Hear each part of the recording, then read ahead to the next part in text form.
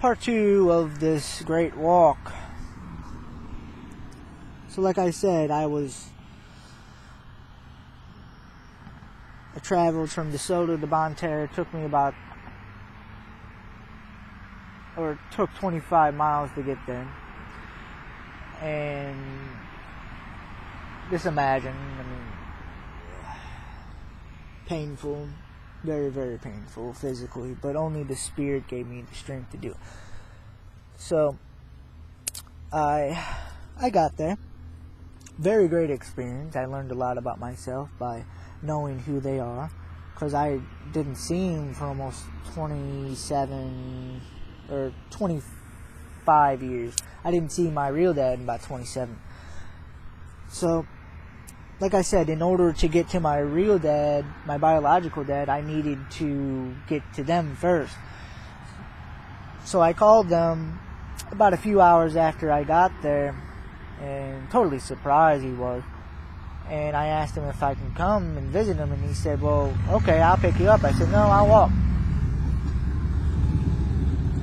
The motorcycle. Nasty, nasty machines of oil. I'm going to change you. Okay. The ego, personality, you gotta still have that.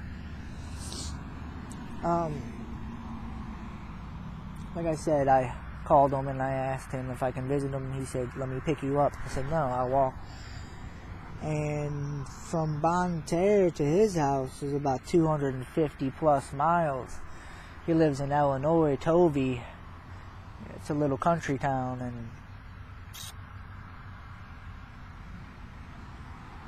took me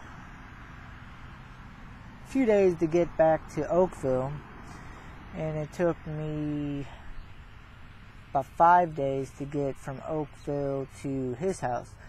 And on the way, wow, almost got eaten by a coyote. Truly did. And I want to share more of this to those that I talk to, on Skype or on a phone or face to face. So I won't share everything with you, because right now at this moment it's not coming all back to me. I'm just going to tell you that when I walked, I discovered a lot about myself and was opened up to many, many things. And seeing my dad was a real reflection of myself. The mannerisms and the things that he says and does was looking totally almost at a mirror. Not what he was doing as far as in his life, but this is mannerisms. The way that he holds his fingers and the way that he, just gestures. And it really helped me discover who I am. I'm very thankful for it. Everybody was surprised to know that I walked that, just to see someone that abandoned me, just to meet someone that didn't really want me. Truly, he didn't. My mom didn't. And my next video will be about that.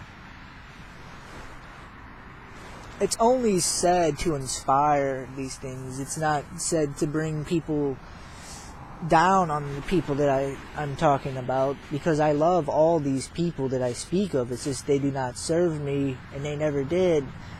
They never wanted to love me, because I chose for them not to love me, because I needed the greatest challenge that a human being can ever face.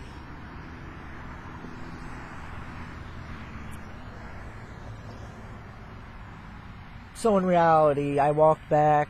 I took a different route. And this, I'm going to say about 620 plus miles total out of the whole experience. I'm only going to make 2 parts. I said 3, but we say things sometimes, and we don't know everything. That's the beauty of life. It's an adventure. It's a discovery. So,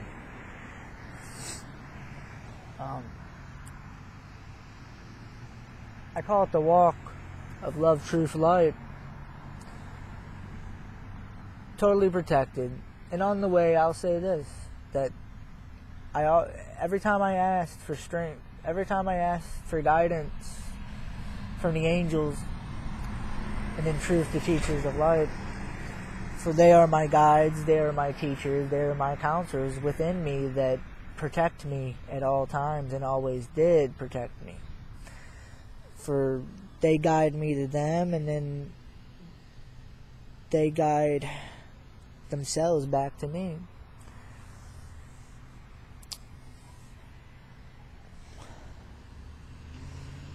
That's the story of it.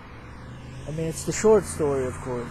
I'll write it down one day soon in a biography, and I'm probably going to be doing that on the Gold Ring profile. I realized I got inspired by the Gold Ring to write my biography and put it on there. Because I don't want to keep anything hidden from my family. I want everything to reveal of who I am and what I've done, what I've even thought. And I have. And I continue to do so. So that's the story in the short sense of it. Just another chapter of the never-ending story. And there we go.